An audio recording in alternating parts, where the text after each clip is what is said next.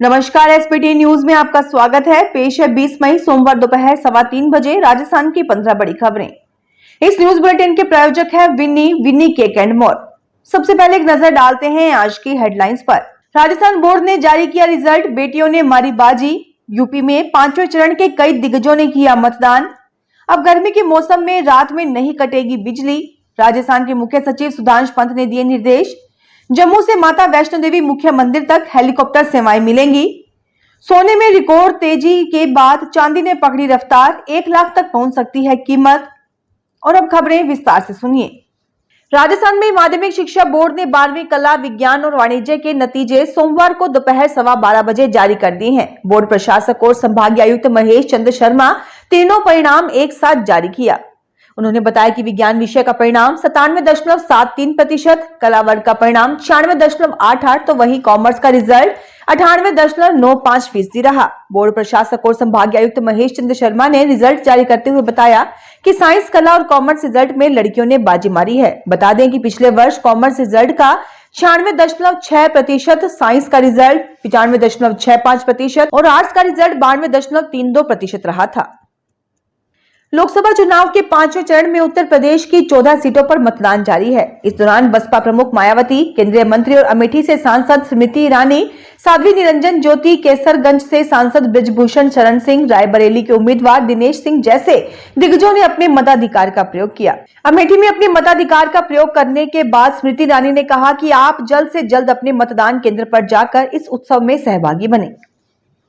राजस्थान के मुख्य सचिव सुधांशु पंत ने कहा कि सभी अधिकारी जनता की आकांक्षाओं के अनुरूप धरातल पर रहकर कार्य करें। पानी, बिजली और चिकित्सा जैसी आवश्यक सेवाओं का नियमित रूप से निरीक्षण कर पाई जाने वाली समस्याओं का भी शीघ्र निस्तारण करना चाहिए। मुख्य सचिव रविवार को शासन सचिवालय में बिजली, पेयजल, चिकित्सा एवं गुड गवर्नेंस से संबंधित आयोजित बैठक में वीसी के माध्यम से प्रदेश के संभागीय आयुक्त एवं जिला कलेक्टरों एवं अन्य जिला स्तरीय अधिकारियों के कार्यों की समीक्षा कर रहे थे। मुख्य सचिव ने बिजली विभाग के अधिकारियों को निर्देशित किया कि इस गर्मी के मौसम में विशेष रूप से शाम को एवं रात्रि के समय बिजली की निर्बाध आपूर्ति सुनिश्चित करें। जहां हर साल देश के कोने कोने से करोड़ों श्रद्धालु पूजा अर्चना के लिए आते हैं, वैष्णो देवी माता के मंदिर तक जाने के लिए लगभग 12 से 14 किलोमीटर तक का पैदल सफर करना पड़ता है, जिसे श्रद्धालु माता रानी का नाम जपते हुए पूरा करते हैं। लेकिन अब माता वैष्णो देवी के दर्शन करना और भी आसान होने वाला है। जम्मू से मुख्य मंदिर तक हेलीकॉप्टर सेवाएं उपलब्ध रहेंगी। इसके अलावा बोर्ड कटरा से सांझी छत तक रोपवे सेवा शुरू करने की योजना बना रहा है। फिलहाल कटरा से सांझी छत तक हेलीकॉप्टर सेवाएं जारी हैं। सोने में रिकॉर्ड तेजी के बाद अब चांदी के दाम लगातार आसमान छू रहे हैं। देश में चांदी 91,000 रुपए के लेवल को पार कर गई है।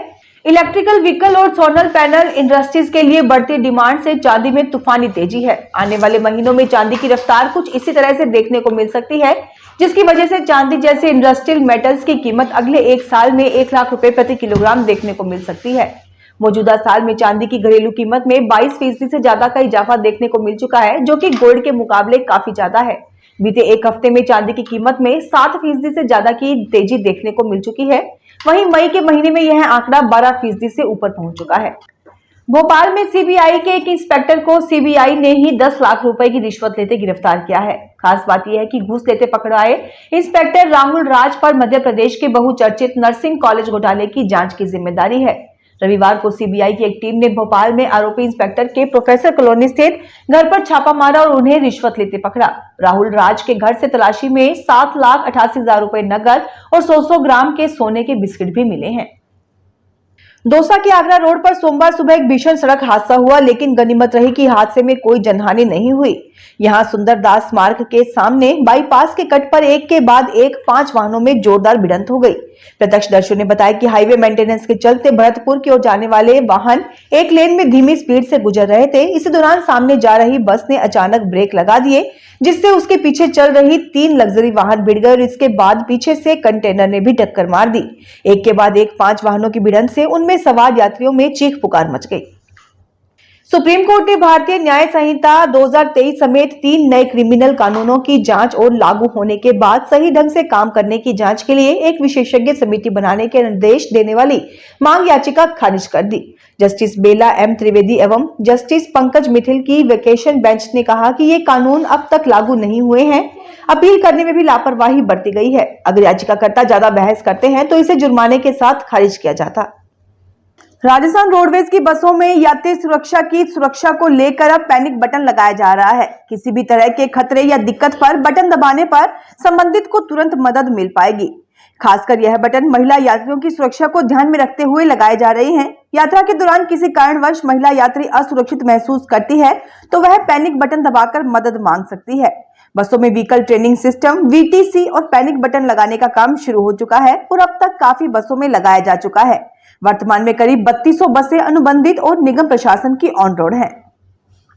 जयपुर में ARL और अक्षत ग्रुप पर चल रही सर्च रविवार देर रात खत्म हो गई। आयकर टीम दोनों ग्रुप के पास से जब्त किए गए दस्तावेज साथ ले गई है। दरअसल दोनों ग्रुप सीमेंट की नालीदार छत, पाइप निर्माण और भवन निर्माण का काम करते हैं। इन पर आयकर की टीम ने 16 मई को सर्च की शुरुआत की थी। इसके बाद से लगातार कागज और लॉकर्स खंगाले जा रहे थे। आयकर अधिकारियों का दावा है कि इस कार्रवाई में 50 लाख रुपए कैश, 6.13 करोड़ के 9.55 किलो सोने के गहने जब्त किए गए हैं।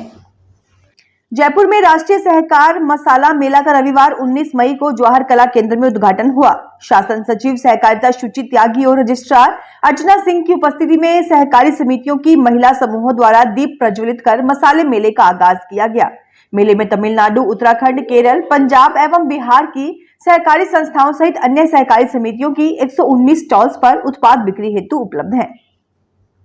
भारतीय रिजर्व बैंक सरकार को एक बड़े डिविडेंड के तौर पर करीब 1 लाख करोड़ रुपए ट्रांसफर करने की योजना बना रहा है। एक रिपोर्ट के अनुसार इतनी बड़ी राशि से केंद्र सरकार के खजाने में काफी बढ़ोतरी होने की संभावना है। ऐसे में वित्त वर्ष 2024-25 सरकारी खजाने के लिए शानदार साबित हो सकता है। दरअसल पिछले हफ्ते RBI ने ट्रेजरी बिल के माध्यम से सरकार की धारी में 60,000 करोड़ रुपए की भारी कटौती की घोषणा की। पंडित दीनदयाल उपाध्याय शेखावटी यूनिवर्सिटी सीकर के बाहर सैकड़ों स्टूडेंट्स ने यूनिवर्सिटी का घेराव कर रखा है। स्टूडेंट लगातार यूनिवर्सिटी के बाहर यूनिवर्सिटी एडमिनिस्ट्रेशन के खिलाफ नारेबाजी कर रहे हैं और मुख्य गेट पर चढ़े हुए हैं। स्टूडेंट्स का आरोप है कि यूनिवर्सिटी में शैक्षणिक व अशैक्षणिक पदों पर होने वाली भर्ती प्रक्रिया के धांधलेबाजी हो रही है। यूनिवर्सिटी का VC अपने लोगों को यूनिवर्सिटी में सेट करने की कोशिश कर रहा है। ABVP के इकाई अध्यक्ष संदीप सेवदा ने बताया कि स्टूडेंट भर्ती परीक्षा को लेकर पिछले कई दिनों से विरोध प्रदर्शन कर रहे हैं। अलवर में गर्मी तेज होने के साथ ही आलू और प्याज के दामों में बढ़ोतरी होने लगी है। एक माह में ही 10% दाम बढ़ गए हैं। आने वाले दिनों में आलू और प्याज के दाम और भी महंगे हो सकते हैं। इधर नींबू के साथ साथ लहसुन और अदरक के भाव आसमान छूने लगे हैं। गर्मी इतनी अधिक होने के कारण नींबू की मांग ज्यादा हो रही है, लेकिन दाम अधिक होने से इसके खरीदार नहीं मिल रहे हैं। अलवर मंडी में नींबू का भाव 200 रुपए प्रति किलो तक पहुंच गया है। सहकारी भूमि विकास बैंक ने 20 लोगों की जमीन नीलाम करने का फरमान जारी किया है। इनमें कई किसान भी हैं जो खेती के लिए कर्ज लिया था। हनुमानगढ़ सहकारी भूमि विकास बैंक ने इनकी सार्वजनिक सूचना जारी कर नीलामी के लिए 3 जून की तारीख तय की है। इनमें सबसे बड़े अधिक रावतसर तहसील के किसान हैं। पूर्व CM गहलोत ने भाजपा को घेरा है। हनुमानगढ़ सहकारी भूमि विकास बैंक लिमिटेड रावतसर, पीलीबंगा, टिब्बी, पल्लू और हनुमानगढ़ तहसील में कुल 20 किसानों की भूमि 3 जून से लेकर 24 जून तक नीलाम करेगी। यह नीलामी ऋण नहीं चुकाने पर की जा रही है। बार बार नोटिस देने के बाद ऋण राशि जमा नहीं करवाने पर बैंक की ओर से भूमि की नीलामी करने का निर्णय लिया गया है। फिलहाल इस बुलेटिन में इतना ही। फिर हाजिर होंगे और बड़ी खबरों के साथ। अगर आप भी अपने आसपास की छोटी बड़ी और महत्वपूर्ण खबरों से अपडेट रहना चाहते हैं तो सब्सक्राइब कीजिए हमारे चैनल SPT न्यूज को और प्रेस कीजिए बेल आइकन पर।